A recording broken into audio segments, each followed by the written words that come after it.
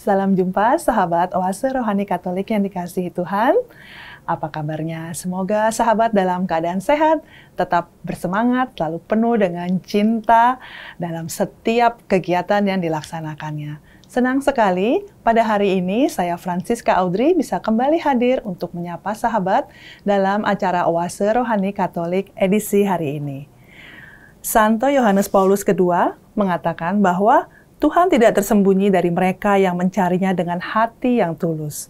Bahkan, jika mereka melakukannya dengan meraba-raba, tidak tepat dan tidak jelas. Sahabat, pada hari ini kita akan mendapatkan bimbingan rohani dari Romo Yohanes Subagio, PR. Dan sebelum kita memulai, mari kita sapa Romo Bagio terlebih dahulu. Romo Bagio, apa kabar Romo? Kabar baik, terima kasih. Oke, baik. Kita sangat mengharapkan nih untuk mendapatkan inspirasi-inspirasi rohani dari Romo untuk bacaan pada hari ini. Dan terima kasih Romo sudah menyempatkan waktu untuk hari ini ya Romo ya. Sama-sama, terima kasih. Baik sahabat Oase Rohani Katolik yang dikasihi Tuhan, kita akan memulai edisi hari ini dengan doa pembuka yang akan dipimpin oleh Romo Bagio. Monggo Romo. Dalam nama Bapa dan Putra dan Roh Kudus, amin. Bapa yang bertahta di surga, ajarilah kami untuk terus-menerus belajar dari-Mu. Ajarilah kami untuk sungguh-sungguh membuka hidup kami untuk mendapatkan bimbingan-Mu. Semoga sabda Tuhan yang kami dalami hari ini membawa kami pada kedamaian yang dihembuskan oleh Roh-Mu yang kudus. Semoga kami bisa berkata seperti Samuel saat dia dipanggil. Sebab Samuel berkata, "Bersabdalah Tuhan, hamba-Mu mendengarkan." Demi Tuhan Yesus Kristus, Dialah Tuhan dan Penyelamat kami. Amin. Amin. Dalam nama Bapa dan Putra dan Roh Kudus. Amin. Antifon pembuka. Akulah cahaya dunia. Barang siapa mengikuti aku, hidup dalam cahaya abadi. Pembacaan diambil dari kitab pertama Makabe. Pada masa itu, tampillah di Israel seorang raja yang berdosa, yaitu Antiochus Epiphanes, putra Raja Antiochus. Ia pernah menjadi sandera di Roma. Antiochus Epiphanes itu menjadi raja dalam tahun 137 di zaman pemerintahan Yunani. Pada masa itu, tampillah dari Israel beberapa orang jahat yang meyakinkan banyak orang dengan berkata, "Marilah kita mengadakan perjanjian dengan bangsa-bangsa sekeliling kita. Sebab sejak kita menyendiri, maka kita ditimpa banyak malapetaka." Usul itu diterima baik. Maka beberapa orang dari kalangan rakyat bersedia untuk menghadap raja. Mereka diberi hak oleh raja untuk menuruti adat istiadat bangsa-bangsa lain. Kemudian mereka itu membangun sebuah gelanggang olahraga di Yerusalem menurut adat istiadat bangsa-bangsa lain. Mereka pun memulihkan kulub mereka dan murtadlah mereka dari perjanjian kudus. Mereka bergabung dengan bangsa-bangsa lain dan menjual dirinya untuk berbuat jahat. Beberapa waktu kemudian, Raja Antiochus Epiphanes menulis sepucuk surat perintah untuk seluruh kerajaan, bahwasanya semua orang haruslah menjadi satu bangsa. Masing-masing harus melepaskan adatnya sendiri. Maka semua bangsa menyesuaikan diri dengan titah raja itu. Juga dari Israel, ada banyak orang yang menyetujui pemujaan raja. Dipersembahkanlah oleh mereka kurban kepada berhala dan hari Sabat dicemarkan. Pada tanggal 15 bulan Kislew dalam tahun 145, Raja menegakkan patung berhala keji di atas mezbah kurban bakaran di Bait Allah. Dan di semua kota di seluruh Yehuda, mereka dirikan pula mezbah pemujaan berhala. Pada pintu-pintu rumah dan di lapangan-lapangan dibakar kurban. Kitab-kitab Taurat yang diketemukan disobek-sobek dan dibakar habis. Jika pada salah seorang terdapat kitab perjanjian, atau jika seseorang berpaut pada hukum Taurat, ia dihukum mati oleh pengadilan raja. Namun demikian, ada banyak orang Israel yang tetap teguh hatinya dan bertekad untuk tidak makan sesuatu yang haram. Mereka lebih suka mati daripada menodai diri dengan makanan semacam itu, dan dengan demikian mencemarkan perjanjian kudus. Dan mereka mati juga. Kemurkaan yang hebat sekali menimpa Israel. Demikianlah sabda Tuhan. Syukur kepada Allah. Sahabat, mari kita tanggapi bacaan hari ini dengan Mazmur tanggapan. Hidupkanlah aku ya Tuhan, supaya aku berpegang pada perintah-Mu. Hidupkanlah aku ya Tuhan, supaya aku berpegang pada perintah-Mu. Aku menjadi gusar terhadap orang-orang fasik yang meninggalkan Taurat-Mu. Hidupkanlah aku ya Tuhan, supaya aku berpegang pada perintah-Mu. Tali-tali orang-orang fasik membelit aku, tetapi Taurat-Mu tidak kulupakan. Hidupkanlah aku ya Tuhan, supaya aku berpegang pada perintah-Mu. Bebaskanlah aku dari pemerasan manusia, supaya aku berpegang pada titah-titah-Mu. Hidupkanlah aku ya Tuhan, supaya aku berpegang pada perintah-Mu. Orang-orang yang mengejar aku dengan maksud jahat sudah mendekat. Mereka menjauh dari hukum-Mu. Hidupkanlah aku ya Tuhan, supaya aku berpegang pada perintah-Mu. Keselamatan menjauh dari orang-orang fasik, sebab mereka tidak mencari ketetapan-ketetapan-Mu.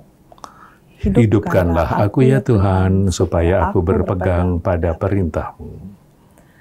Melihat para pengkhianat, aku merasa muak, karena mereka tidak berpegang pada janji-Mu.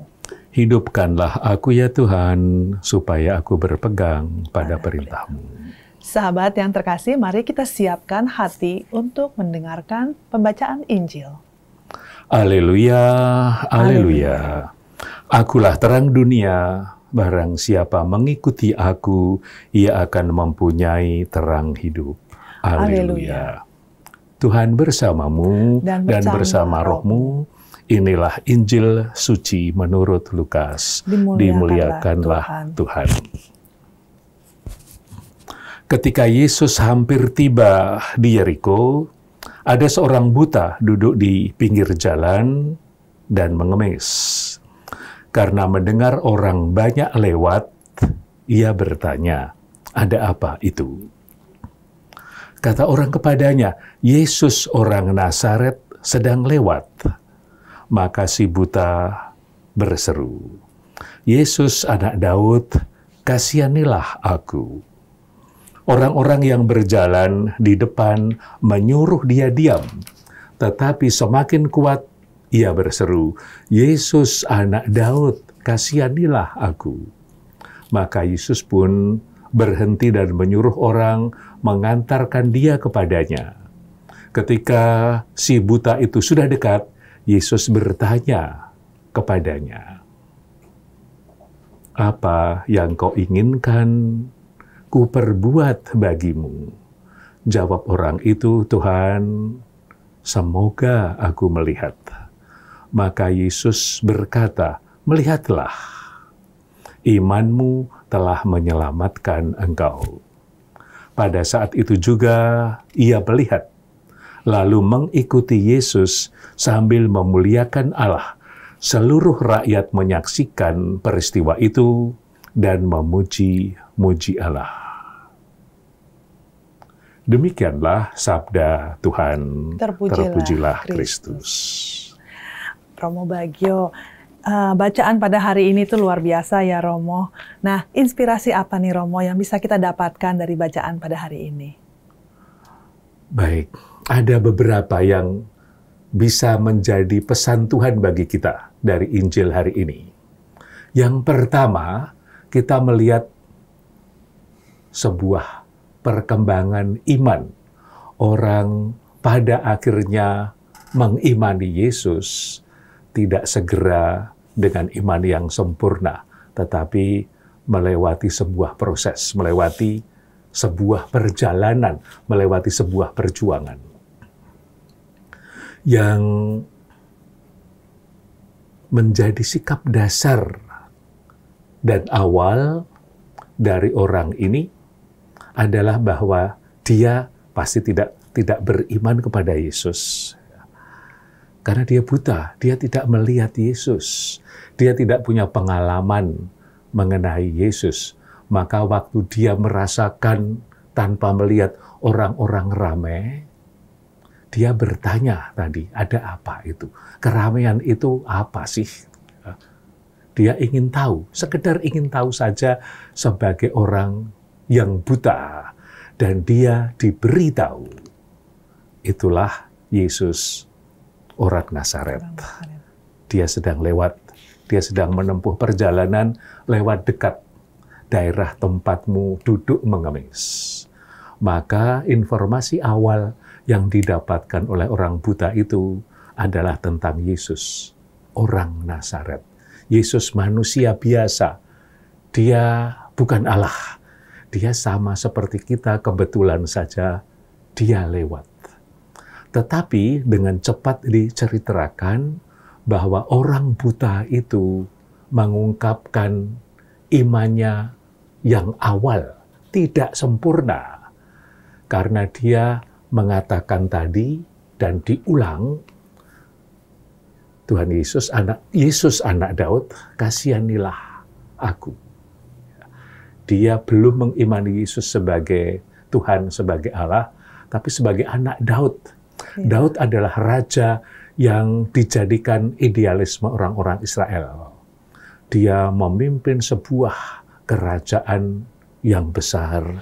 Dia kuat secara militer. Dia sungguh-sungguh menjaga hukum Taurat agar dilaksanakan. Dan kendati dia melanggar hukum Taurat pun, dia diceritakan kembali kepada Tuhan. Dia melakukan pertobatan. Daud sungguh diharapkan suatu saat bisa muncul kembali. Apalagi pada saat orang-orang Israel menderita karena mereka mengalami penjajahan berulang kali. Apalagi dalam bacaan pertama, itu kira-kira masanya abad kedua sebelum Yesus, mereka dijajah oleh orang-orang Yunani di bawah pimpinan Raja Antiochus Epiphanes yang keempat, yang diceritakan sangat kejam. Sangat kejam, ya. Akhirnya pada saat Yesus hidup di Israel, mereka dijajah lagi oleh orang-orang Romawi yang praktis menguasai daerah sangat besar di Eropa, mengalami penjajahan lagi. Maka figur Daud dirindukan, diharapkan muncul supaya mereka terbebas dari penjajahan dan hidup leluasa sesuai dengan iman mereka, sesuai dengan Taurat, sesuai dengan undang-undang dasar yang mereka miliki yang ditarik dari kitab Taurat. Maka sudah mulai hebat imannya, tapi dia masih melihat Yesus sebagai sebuah tokoh politis yang mengembalikan kejayaan Israel seperti yang dimiliki oleh Raja Daud. Menarik untuk mengamati bahwa dia mengulang-ulang Yesus, anak Daud, kasihanilah kami. Dia sebetulnya mengajarkan sebuah hal yang sederhana. Doa semakin diulang sebetulnya juga membawa sebuah kedalaman. Tapi kita ceritakan nanti. Menarik untuk memperhatikan bahwa di bagian akhir, waktu dia ditanya oleh Tuhan Yesus sendiri. Yesus bertanya seperti ini, apa yang kau inginkan kuperbuat bagimu? Dan dia menunjukkan imannya, Tuhan, semoga aku melihat. Dia berubah kan dalam cara pandangnya mengenai Yesus, dari orang Nazaret berubah menjadi anak Daud, dan sekarang menjadi Tuhan. Tidak diceritakan bagaimana proses ini berjalan dalam hatinya, tapi diceritakan akhirnya dia beriman kepada Tuhan. Tuhan, semoga aku melihat, dan sembuhlah ia. Yesus menegaskan sebetulnya makna dari bacaan hari ini, pesannya untuk kita. Kata Yesus, imanmu menyelamatkan engkau. Yang menyembuhkan itu menurut Yesus sendiri adalah imannya. Kepercayaan mempunyai daya penyembuhan yang luar biasa. Ini membawa sebuah tinjauan kritis bagi kita semua. Meminta kita juga untuk memperbaiki sikap-sikap kita. Seringkali kita itu mengharapkan penyembuhan dari orang-orang tertentu. Pusing, sakit perut, sakit, datang pada romo tertentu, orang tertentu untuk disembuhkan. Sakit dan berjuang supaya sembuh, mendengar kabar kalau kamu datang ke orang itu, ke romo itu, ke tokoh itu, kamu akan didoakan supaya sembuh. Ini ada pewarta dari luar negeri, sangat piawai bicara mengenai kesembuhan dan mendoakan kesembuhan. Lalu orang berbondong-bondong ke sana. Tidak ada salahnya mengharapkan kesembuhan. Betul. Yang keliru adalah kalau orang tidak lagi bertanya mengenai imannya. Apakah sungguh saya berharap mendapatkan kesembuhan dari Tuhan, dan kesembuhan dari Tuhan selalu seturut kehendaknya, bukan aku mau aku sembuh. Itu kan yang dikatakan orang dalam Injil hari ini. Ya. Tapi Yesus kan berkehendak sesuai dengan yang diinginkan orang itu, menyelaraskan kehendak kita dengan kehendak Tuhan, sungguh tidak mudah. Maka Injil hari ini juga mengkritik kita supaya lebih-lebih mendahulukan iman daripada mengharapkan sebuah hidup yang sukses tanpa derita, tanpa sakit sama sekali. Dan di bagian akhir kita lihat, ini bukan kisah mengenai mukjizat kesembuhan saja, karena orang buta itu setelah disembuhkan, dia mengikuti Kristus. Dia memuji Kristus, dia memuliakan Kristus bersama dengan orang-orang banyak yang melihat itu. Maka kesembuhan tidak hanya dikagumi saja, tidak hanya menimbulkan rasa heran, tetapi mendorong kita untuk mengikuti Tuhan Yesus. Jadi kita diberi tanda oleh Tuhan. Salah satu tanda yang ditunjukkan dalam Injil hari ini adalah kesembuhan. Tapi tanda itu dimaksudkan untuk membawa pada yang ditandakan, yaitu Allah sendiri yang mengundang kita untuk keselamatan. Maka kita harus berjalan terus dalam kehidupan, tidak berhenti pada rasa heran dalam diri kita sendiri. Tapi itulah yang dimaksudkan Tuhan untuk mengikutinya dan untuk memuliakannya, untuk memujinya. Itu tujuan akhir dari mukjizat yang diberikan oleh Tuhan Yesus. Baik, Romo. Jadi bisa saya ambil kesimpulan sedikit bahwa kita harus berupaya untuk mengembangkan iman kita supaya untuk mencapai tujuan akhir, yaitu untuk memuliakan Allah. Begitu ya, Romo ya. Tanpa kita mengembangkan iman kita, kita tidak akan memiliki satu pengenalan akan Allah. Dengan demikian kita juga sulit untuk memuliakan. Dan kesembuhan di sini adalah sebagai salah satu tanda ya Romo, bukan tujuan akhir ya, karena seringkali banyak orang suka salah mengkonotasikan ya Romo, jadi mengkonotasikan bahwa kesembuhan itu semacam kayak tujuan akhir gitu ya Romo. Hidup kita tidak dimaksudkan sebagai sebuah kehidupan tanpa kesulitan. Ya. Kita belum hidup di surga, kita tidak diciptakan sebagai malaikat. Kita pasti akan menghadapi kesulitan-kesulitan hidup, tantangan, sakit, penderitaan. Dan menjadi masalah bagaimana dalam segala situasi hidup yang sulit, kita beriman kepada Tuhan Yesus.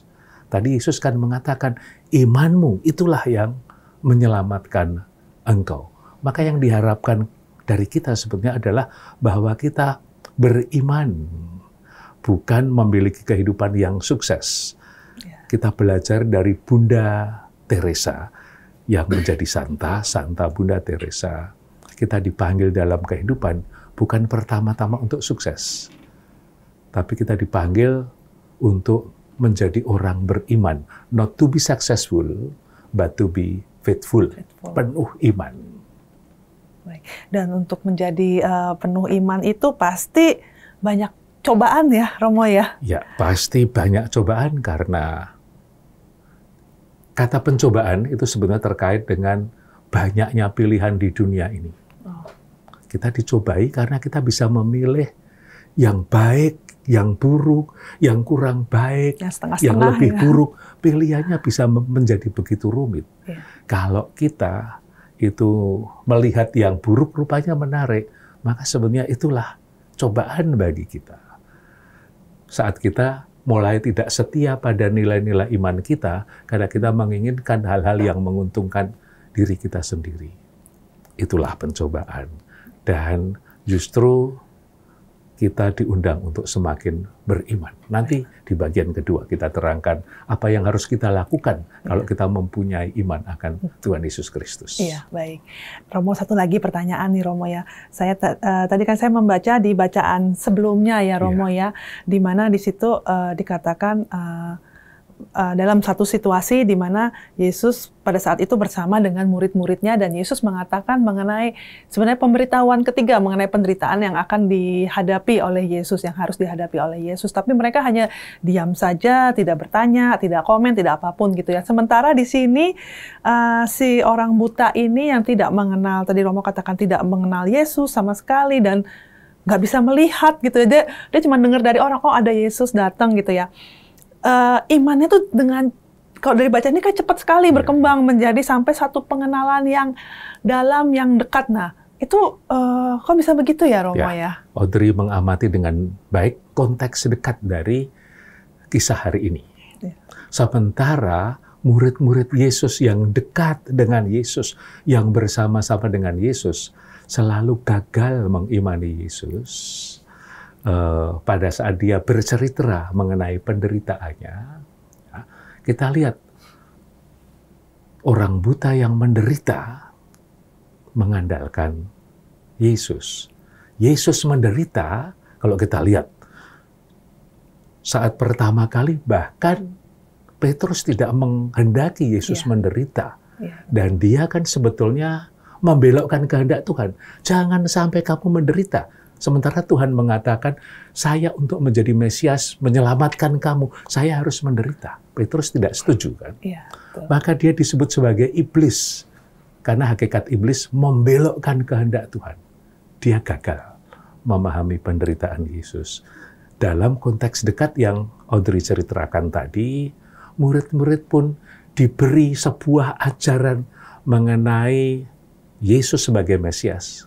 Mereka tidak tahu. Mereka tidak memahami. Di bagian Injil yang lain bahkan dikatakan mereka tidak mau juga bertanya.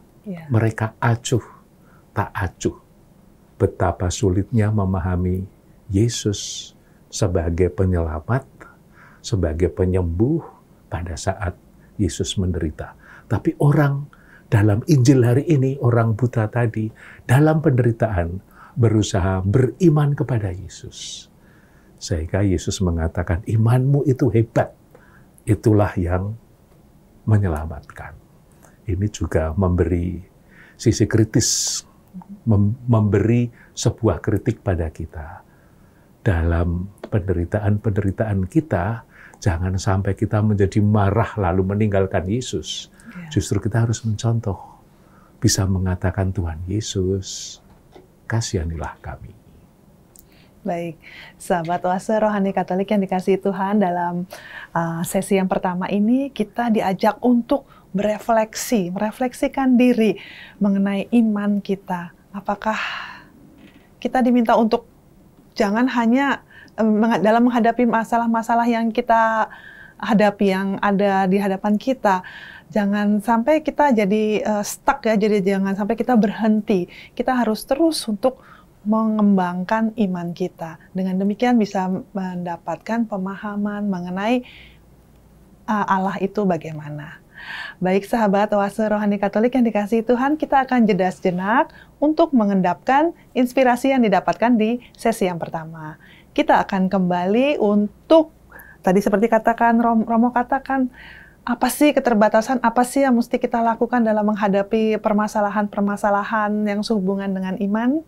Oleh karena itu, jangan kemana-mana, tetaplah bersama kami.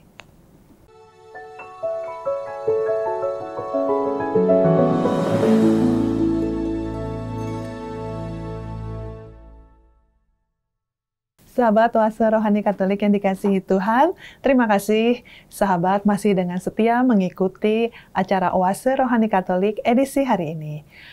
Masih bersama dengan saya, Francisca Audrey dan Romo Subagio. Bagi sahabat yang ingin mengirimkan saran atau sharing iman, silahkan mengirimkan melalui email ke orkkaj2021@gmail.com atau silahkan mengirimkan melalui pesan WhatsApp ke nomor 0881 0251 33 438. Baik sahabat, mari sekarang kita lanjutkan inspirasi-inspirasi rohani yang bisa kita dapatkan di sesi yang kedua ini. Romo tadi sesuai dengan yang tadi Romo katakan tadi, bahwa dalam beriman itu ada banyak sekali tantangan ya Romo ya. Nah, kira-kira apa aja sih Romo tantangan dan bagaimana kita menghadapinya Romo? Baik, kita belajar saja dari bacaan yang pertama yang mengatakan tantangan tanpa menjelaskan jalan keluarnya seperti apa. Kitab 1 dan 2 Makabe bicara mengenai bagaimana orang Yahudi bertahan dalam iman pada saat mereka dijajah oleh orang-orang berbudaya Yunani dalam pimpinan Antiochus Epiphanes. Tepatnya Antiochus Epiphanes yang keempat, yang menjajah mereka dari daerah Mesir. Situasinya sulit karena orang-orang Yunani sejak dipimpin oleh Alexander Agung menginginkan seluruh dunia, dalam hal ini Eropa, untuk menjadi sebuah kerajaan besar. Menjadi satu, Yunani ya, menjadi satu, tetapi dengan sebuah budaya Yunani. Memang secara fisik ada hal-hal hebat yang mengikuti cita-cita Alexander ini. Filsafat menjadi maju, dan anak-anak ilmu filsafat ini berubah menjadi berkembang menjadi kedokteran yang juga sangat maju, dan ilmu yang lain. Tetapi dalam hal keagamaan, mereka menginginkan penyembahan dewa-dewi Yunani berlangsung terus. Itulah yang dipaksakan. Maka berbenturanlah agama dan budaya Israel dengan budaya Yunani dan agama mereka. Itulah yang menjadi latar belakang dari bacaan yang pertama tadi. Diceritakan bahwa orang-orang Israel berusaha melawan budaya sang penjajah itu. Tapi yang diceritakan adalah soal keberanian mereka tetap mempertahankan agama mereka, bertahan dalam kebiasaan mereka, tetap menjadikan Taurat itu pegangan dasar bagi hidup mereka. Tidak diceritakan bagian-bagian berikutnya mengenai bagaimana mereka mencoba terus bertahan dan menjadikan hidup mereka sebagai sebuah resiko. Tapi tantangan di setiap zaman itu selalu ada. Ya. Karena kita tidak diciptakan oleh Allah sebagai manusia yang hidup di surga tanpa kesulitan. Ya, betul. Bahkan dalam doa Bapa kami, kita itu kan minta kepada Tuhan, Tuhan jangan membawa kami, jangan masukkan kami dalam pencobaan. Ya. Itu tantangan kita. Kita bisa memilih banyak hal dalam hidup kita. Memilih yang baik daripada yang buruk. Memilih yang baik daripada yang kurang baik. Memilih yang buruk karena ada yang lebih buruk lagi. Pilihan-pilihan dalam hidup kita tidak mudah. Disebut sebagai pencobaan karena kita bisa memilih yang salah dan bisa meninggalkan juga nilai-nilai dalam iman kita. Sebagai contoh yang kita buat. Kalau ada Katolik, Anda mempunyai jabatan dan ditawari jabatan yang lebih tinggi. Tapi syaratnya, jabatan ini biasa kami berikan pada yang punya iman bukan Katolik. Maukah Anda mengubah iman Anda? Pasti orang Katolik yang hidupnya baik-baik saja menjadi bingung kan. Masa saya harus meninggalkan iman saya, padahal ini justru yang membawa saya pada kebaikan-kebaikan. Pasti bingung kita kan. Ini tantangan kan. Atau kita hidup sebagai sebuah komunitas Katolik yang minoritas. Seringkali kita membuat tanda salib sebelum makan pun menjadi takut kan.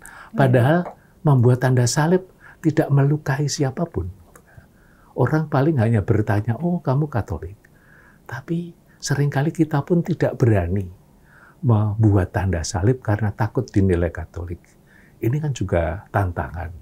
Kalau Anda sudah terlanjur cinta pada seseorang, sebagai orang muda yang belum menikah, lalu Anda diminta nanti menikah dengan agamaku, Anda pasti akan bingung.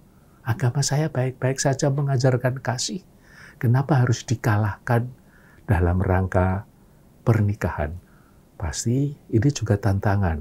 Atau kalau kita sakit, tidak sembuh-sembuh, sudah berobat kemana-mana, tetap sakit. Kita seringkali mengatakan, apa sih maksud Tuhan? Jadi langsung Tuhan dituduh sebagai penyebab segala sesuatu termasuk penyakit ini. Lalu sudah tidak mau berdoa karena Tuhan menginginkan saya menderita, tidak mau lagi pergi ke gereja, meninggalkan Tuhan. Ini kan juga tantangan. Karena kita tidak bisa menjawab mengapa penderitaan ini datang pada kita. Dan sebenarnya nggak ada jawaban juga ya Romo. Dan, saya pernah begitu, nggak ada jawaban gitu. Seringkali tidak ada jawaban. Kalau kita baca kitab Ayub, kita tidak mendapatkan jawaban sangat jelas mengapa Ayub yang sangat saleh, yang taat beribadah, penderitaannya luar biasa beratnya. Seperti dia tidak bisa memahami alam semesta, dalamnya samudra, tingginya langit, dia juga tidak bisa memahami misteri Allah Maha Besar dalam penderitaan. Yang menjadi jalan keluar adalah bahwa dia yang otaknya kecil dan terbatas kembali pada sikap beriman kepada Tuhan. Dan itulah yang membuat segala sesuatu dipulihkan kepadanya. Kita juga seringkali bertanya kan, Yesus itu Allah kan? Dia bisa melakukan segala sesuatunya. Tetapi mengapa dia menderita begitu hebat? Apa karena dia berdosa? Kita mempunyai jawaban-jawaban lain yang bisa jadi juga kurang memuaskan kita. Kecuali bahwa Allah ingin menyertai kita, menyelamatkan kita lewat jalan penderitaan. Tapi pada umumnya dalam penderitaan kita mengalami kesulitan memahami. Maka menjadi masalah bagaimana kita bisa tetap beriman kepada Tuhan dalam kesulitan, dalam penderitaan. Kita boleh belajar dari orang buta tadi. Dalam saat buta pun, dia tetap mengandalkan Yesus kan. Dia datang kepadanya, dia minta disembuhkan. Dia minta karena dia tahu kepada siapa dia beriman. Dan imannya itulah yang membawa pada kesembuhan. Maka sungguh penting kita terus-menerus belajar bagaimana beriman dalam segala sisi kehidupan kita. Yang dibutuhkan adalah ini. Audrey mungkin masih ingat beberapa tahun lalu, Keuskupan Agung Jakarta kan pernah mempunyai moto kan? Oh iya, apa ada motonya? Moto berakar dalam iman, bertumbuh dalam persaudaraan, dan berkembang dalam pelayanan ya Romo ya, kalau nggak salah ya. Ada pelbagai sisi kan, bagaimana kita bisa berakar dalam iman. Caranya adalah bahwa kita mewujudkan iman kita dalam kasih persaudaraan, dalam pelayanan kepada Tuhan dan kepada sesama. Maka iman bukan sesuatu yang terbatas pada ibadat-ibadat saja.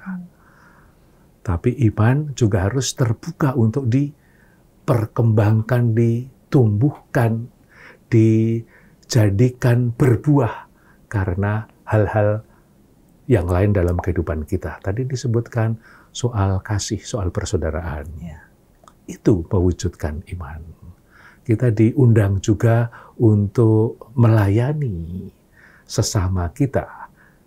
Melayani Tuhan, itu juga mengembangkan iman kita. Atau kalau kita belajar dari Katekismus Gereja Katolik, kita akan membaca bahwa iman itu perlu dipelihara, dijadikan kebiasaan. Kita perlu berdoa, karena itulah cara kita menjalin relasi dengan Tuhan dengan cara yang sederhana dan bisa sangat pribadi, sendiri bisa, bersama bisa. Bagaimana iman bisa terwujud dan bertahan kalau orang tidak pernah berdoa. Betul, Romo. Sama seperti kayak kita menjalin relasi dengan pasangan kan juga tetap harus itu ya Romo, komunikasi kita gitu ya. punya anak-anak yang tinggal di negeri yang jauh, kan relasi tetap harus dibina kan? Dengan komunikasi. Dengan memastikan anak-anak dan orang tua kita baik-baik. Kan? Kecuali dalam doa, orang Katolik juga sungguh percaya bahwa iman itu diwujudkan dalam perayaan sakramen-sakramen. Orang merayakan Ekaristi.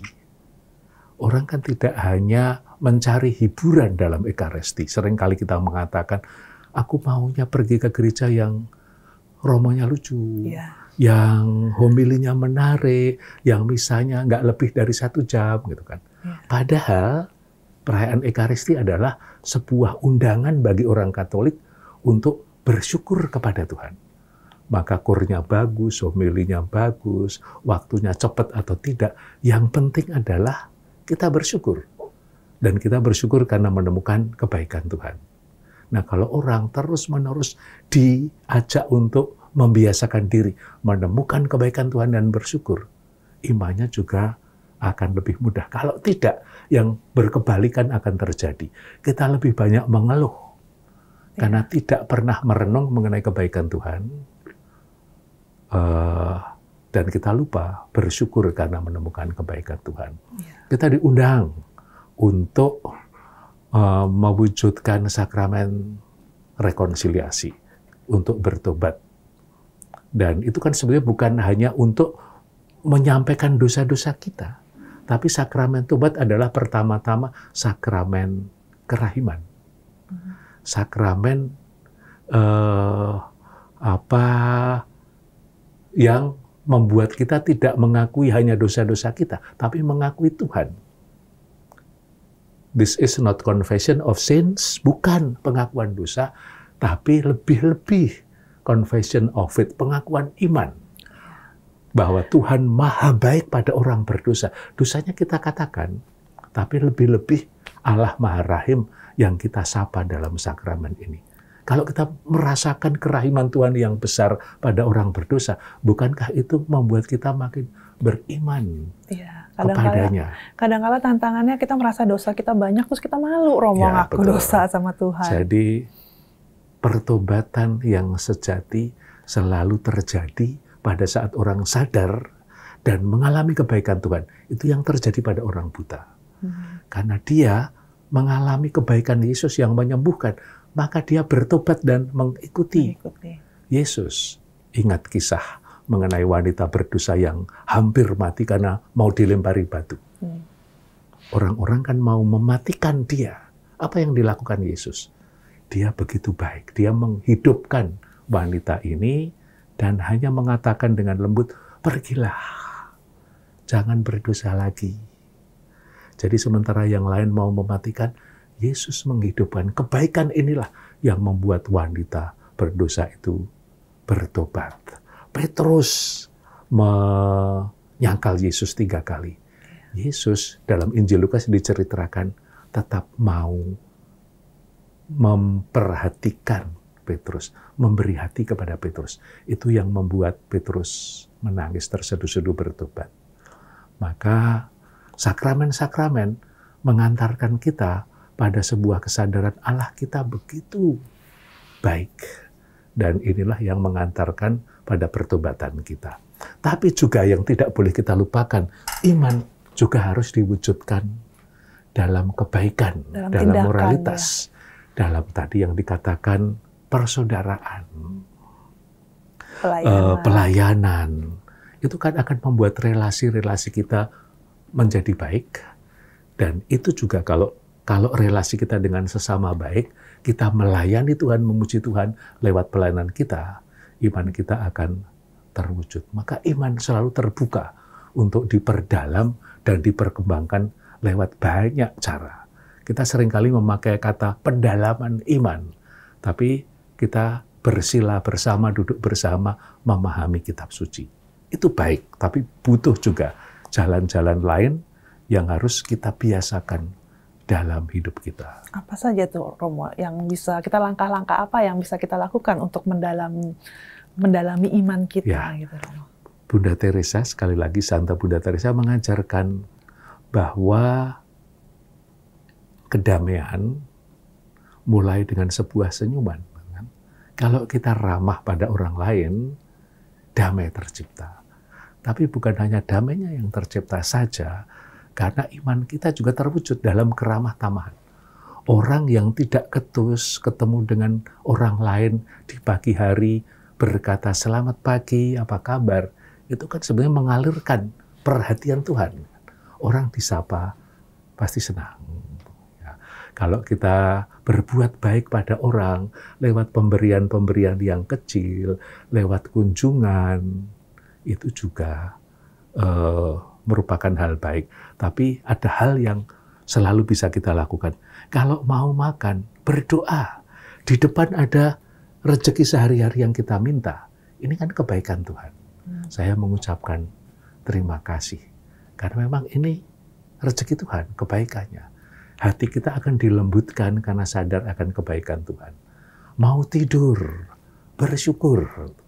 Karena apa, tidak mungkin satu hari tidak ada kebaikan Tuhan sama sekali. Kita menemukan satu saja, lalu bersyukur. Ini menjadi sebuah habitus, kebiasaan, bahwa kita itu menemukan kebaikan Tuhan. Dan kalau kita sering sungguh menemukannya, mengapa tidak kita bagikan kepada yang lain? Dalam bentuk ungkapan persaudaraan dan wujud-wujud pelayanan. Ya. Baik, sahabat Oase Rohani Katolik yang dikasihi Tuhan, pada sesi yang kedua ini tadi yang paling saya paling mengena nih buat saya adalah ya kita diminta untuk menumbuhkan iman itu dengan melakukan dari hal yang paling kecil, dari hal yang paling mudah, seperti memberikan senyum, ya Romo ya, memberikan senyum, terus kemudian membantu, melayani. Dengan demikian kita bisa menumbuhkan persaudaraan dan pelayanan kita, dan dengan demikian perlahan iman kita juga bisa berkembang. Begitu ya Romo ya? Setuju. Ya, baik sahabat Oase Rohani Katolik yang dikasihi Tuhan, kita sudah sampai di penghujung edisi hari ini. Kita akan tutup untuk edisi hari ini dengan doa penutup dan berkat Tuhan melalui Romo Subagio. Silakan Romo. Mari kita bersatu dalam doa, dalam nama Bapa dan Putra dan Roh Kudus. Amin. Bapa di surga, kami tidak pernah bisa melihat Allah, karena Allah tidak kelihatan. Tapi kami bisa merasakan kehadiran-Mu pada saat kami mewujudkan iman dalam persaudaraan, dalam kasih, dalam pelayanan. Dalam Injil hari ini, kami melihat kisah mengenai orang buta yang ditolong dengan penuh kebaikan oleh orang-orang untuk sampai kepada Yesus. Ia dihantarkan pada Tuhan Yesus. Semoga lewat iman kami yang terwujud dalam kasih dan kebaikan, kami bisa mengantarkan banyak orang untuk sungguh percaya bahwa Allah kami adalah sumber cinta kasih, bahwa Allah kami adalah Allah yang baik, yang menginginkan kebahagiaan dan keselamatan kami. Semoga Allah Maha Kuasa dan Maha Baik senantiasa membimbing dan melindungi kita dengan berkat-Nya, Bapa, Putra, dan Roh Kudus. Amin. Amin.